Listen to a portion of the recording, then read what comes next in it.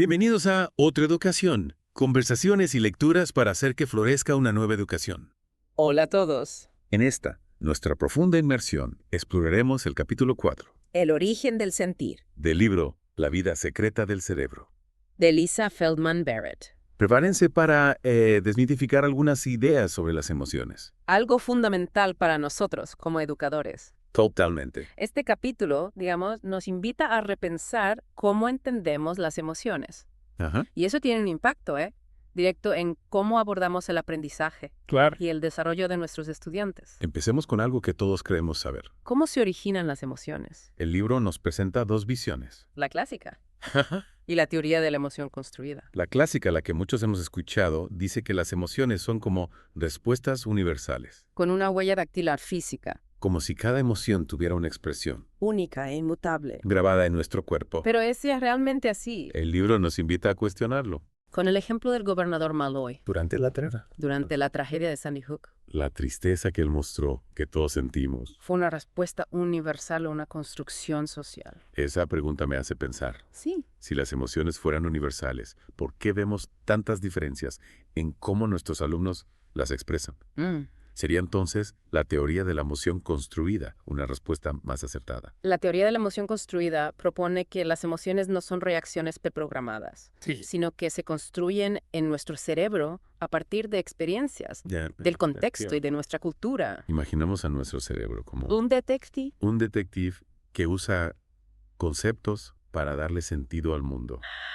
Me gusta la analogía. Pero, ¿cómo aprende el cerebro esos conceptos? ¿Y qué papel juegan nuestras sensaciones corporales en todo esto? Exacto. El libro utiliza una imagen. Muy potente. Las predicciones del cerebro. Son como una ola gigante. Sí. Y los estímulos del mundo, como pequeñas piedras que la perturban. Desde bebés, a través del aprendizaje estadístico, vamos asociando sensaciones corporales con conceptos como Alegría. tristeza. O miedo.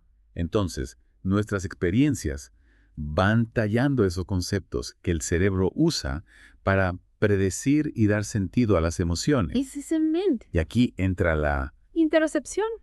capacidad de sentir lo que sucede dentro de nuestro cuerpo. El ritmo cardíaco, la respiración, la temperatura. Para la teoría de la emoción construida. Estas sensaciones son la base de las emociones. Espera. Entonces, la misma sensación física puede generar diferentes emociones. Exactamente. Piensan. El hambre. Y Ambas pueden manifestarse con, malestar estomacal. ¿verdad? Pero cerebro, Usando los conceptos que ha aprendido. las interpreta de manera diferente. Si estás en un contexto donde has perdido algo importante. Esas sensaciones corporales serán interpretadas como tristeza, Si estás en un contexto donde hace tiempo no comes. serán interpretadas como hambre. Eso es fascinante. El contexto y la interpretación del cerebro determinan la emoción que sentimos, incluso si la sensación física es similar. Justamente. Y esto nos lleva a un punto, el Crucial. impacto del contexto cultural. El libro nos habla de Basha Mesquita. una psicóloga que emigró de Holanda a Estados Unidos. Y experimentó un choque cultural al expresar sus emociones. Lo que era normal en Holanda. ¿Se consideraba inapropiado en Estados Unidos? Claro. Es como el caso del político que tuvo que retirarse por una risa. Malinterpretado por el público. Lo que para una cultura es normal, para otra puede ser totalmente diferente. ¿Y qué nos impide cambiar nuestra visión hacia esta teoría de la emoción construida? El libro menciona El esencialismo. como un obstáculo Es la creencia de que las cosas tienen esencias. fijas inmutables. En el caso de las emociones, Nos ha hecho creer que existen categorías universales y definidas. como si fueran entidades separadas en nuestro cerebro. Entonces, si pensamos en las emociones como ingredientes fijos de una receta Nos cuesta entenderlas como un proceso dinámico. y flexibles, ¿cierto? El esencialismo también estuvo presente en él, Las ideas de Darwin sobre las emociones. aunque sus ideas fueron revolucionarias. La interpretación esencialista de las mismas ha perpetuado la visión clásica de las emociones durante mucho tiempo. Es increíble cómo una idea puede frenar el avance científico durante tanto tiempo. Pero bueno, volviendo a la teoría de la emoción construida, ¿Cómo podemos aplicarla en aula? ¿qué implicaciones prácticas tiene para nosotros como educadores? Primero, Nos invita a comprender que la variabilidad emocional es la norma. cada estudiante construye e interpreta las emociones. Según su historia, experiencias y cultura, Debemos evitar generalizaciones como los niños siempre expresan la ira con gritos. Las niñas son más sensibles. Tiene mucho sentido. No podemos encasillar a nuestros alumnos en estereotipos emocionales. Entonces, ¿qué más podemos hacer? Segundo, la teoría resalta la importancia de la comunicación y el desarrollo del vocabulario emocional en los niños. Ayudémosles a nombrar sus sensaciones corporales y a conectarlas con emociones específicas. Así fomentamos su inteligencia emocional. Es como si les diéramos las herramientas para construir un mapa Más preciso. de sus propias emociones. Qué interesante. ¿Y qué hay de la regulación emocional? La teoría nos invita a usar el conocimiento sobre la interocepción. Para ayudar a los estudiantes a regular sus emociones. Enseñémosles a reconocer sus sensaciones corporales, a identificar los desencadenantes y a desarrollar estrategias de afrontamiento. Esto me parece fundamental, sobre todo en el contexto actual. Si un niño tiene problemas en casa, Por ejemplo, y llega a clase con un desequilibrio emocional. ¿cómo puede concentrarse y aprender? Exactamente. Debemos ser sensibles a las necesidades de nuestros alumnos, Crear un ambiente de aprendizaje donde se sientan seguros, apoyados. donde puedan satisfacer sus necesidades básicas. Un ambiente donde puedan regular sus emociones y aprovechar al máximo su potencial. Me encanta esta idea. Y recuerda, al enseñarles a comprender y regular sus propias emociones, también les estamos enseñando a comprender y respetar las emociones de los demás. Creando así un clima de empatía y respeto en el aula. Qué importante.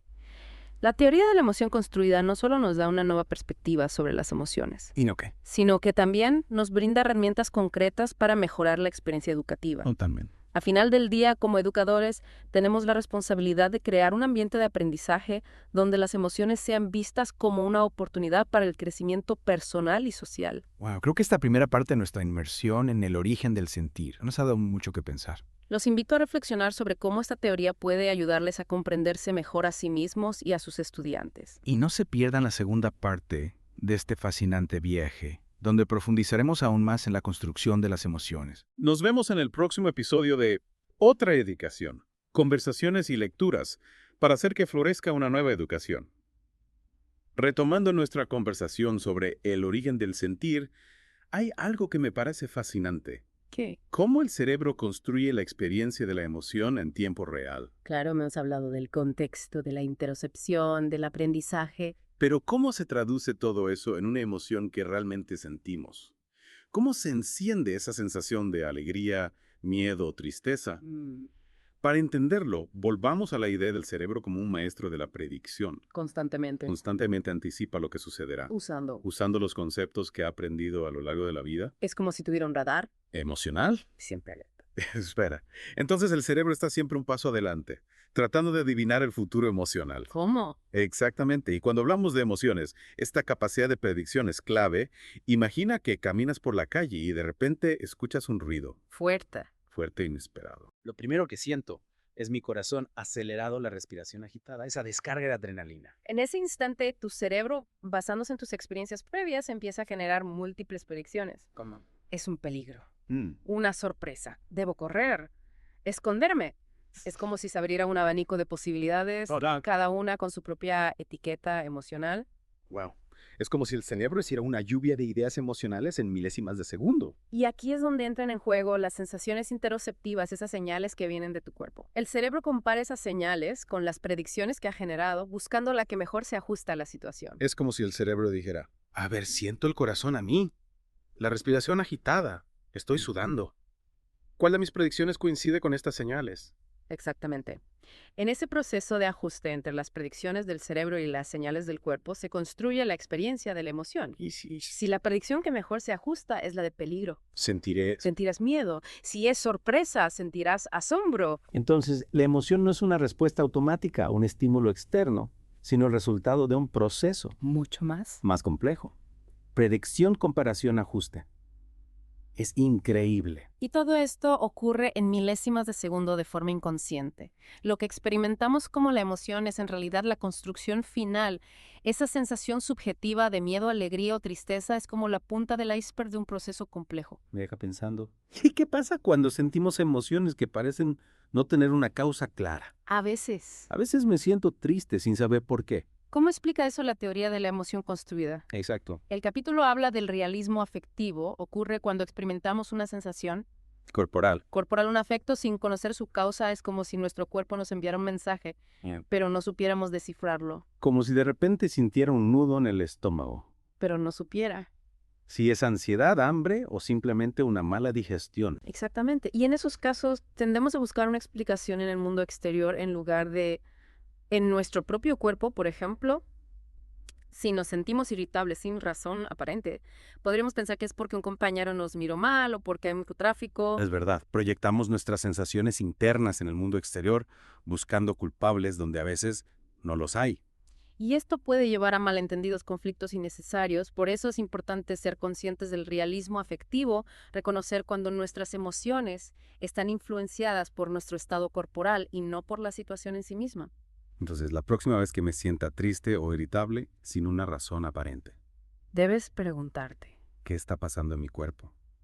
No buscar culpables en el exterior, sino mirar hacia adentro. Precisamente. Y esto nos lleva a otro punto crucial, el impacto del desequilibrio del presupuesto corporal en nuestras emociones. Presupuesto corporal. ¿Suena? Intrigante. ¿A qué te refieres con eso? El cerebro, como hemos visto, está constantemente prediciendo las necesidades del cuerpo y gestionando los recursos para satisfacerlas. A esto se le llama presupuesto corporal.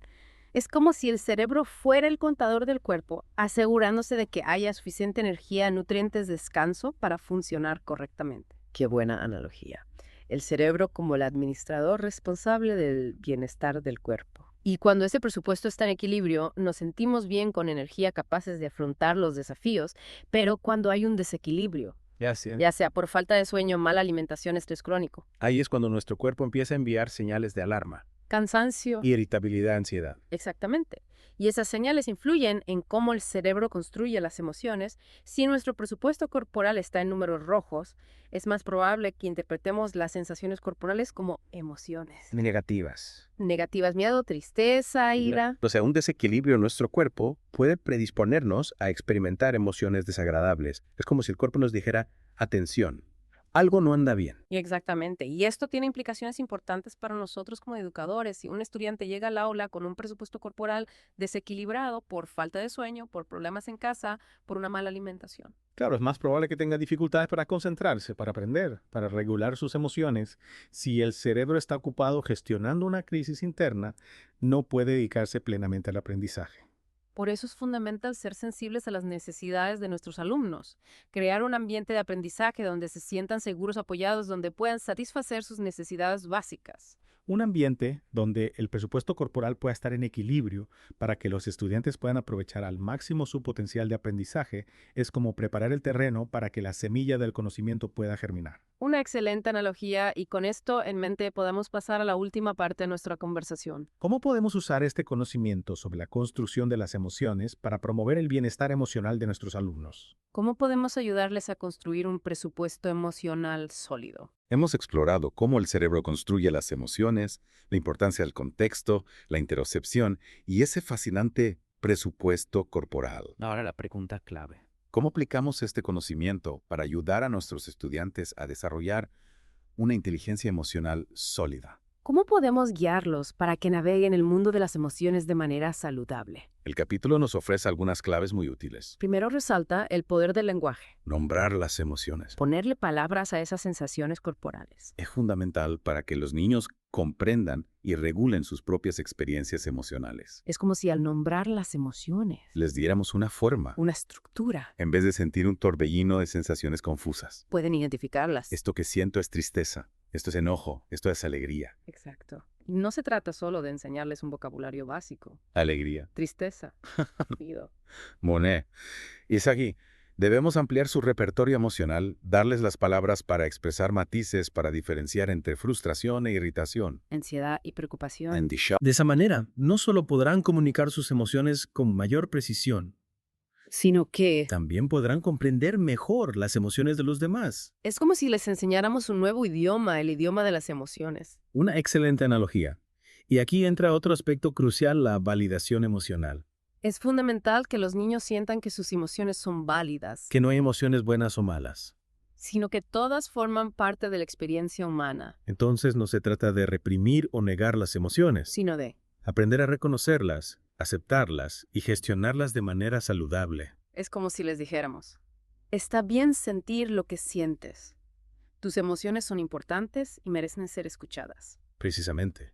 Y esto nos lleva a la importancia de enseñarles estrategias de regulación emocional, No se trata de controlar las emociones como si fueran robots. sino de desarrollar herramientas para modular su intensidad, para expresarlas de manera adecuada al contexto. Por ejemplo, si un niño está enojado, Podemos enseñarle a respirar profundamente, a alejarse de la situación que le provoque enojo. a expresar su enojo con palabras en lugar de con agresiones. Exactamente. Y recordemos que la regulación emocional es un proceso que se aprende con la práctica. No podemos esperar que los niños manejen sus emociones a la perfección de la noche a la mañana. Necesitan nuestra guía Nuestro apoyo. y mucha paciencia. Y también necesitan un modelo a seguir si nosotros como adultos mostramos una buena gestión de nuestras propias emociones. Les estaremos dando un ejemplo poderoso, Las acciones a veces hablan más que las palabras. sin duda. Y no olvidemos que la inteligencia emocional no es solo un conjunto de habilidades, sino también una actitud, Una forma de relacionarnos con nosotros mismos y con los demás. con empatía, respeto y compasión. Es como cultivar un jardín interior donde las emociones puedan florecer de manera saludable. Al fomentar la inteligencia emocional en nuestros estudiantes, contribuimos a su bienestar presente y futuro. Les damos herramientas para construir relaciones sanas, afrontar los desafíos de la vida con resiliencia y alcanzar su máximo potencial. En resumen, la teoría de la emoción construida nos ofrece una perspectiva nueva y esperanzadora sobre las emociones. Nos invita a verlas no como un obstáculo, Sino como... una oportunidad para el aprendizaje, el crecimiento y la conexión humana. Ha sido una inmersión fascinante en el origen del sentido. Espero que les haya brindado nuevas ideas y herramientas para aplicar en sus aulas. Les invitamos a seguir explorando este tema, a poner en práctica lo aprendido y a compartir sus experiencias con otros educadores. Y recuerden, esta ha sido otra entrega de otra educación, conversaciones y lecturas para hacer que florezca una nueva educación. Hasta la próxima.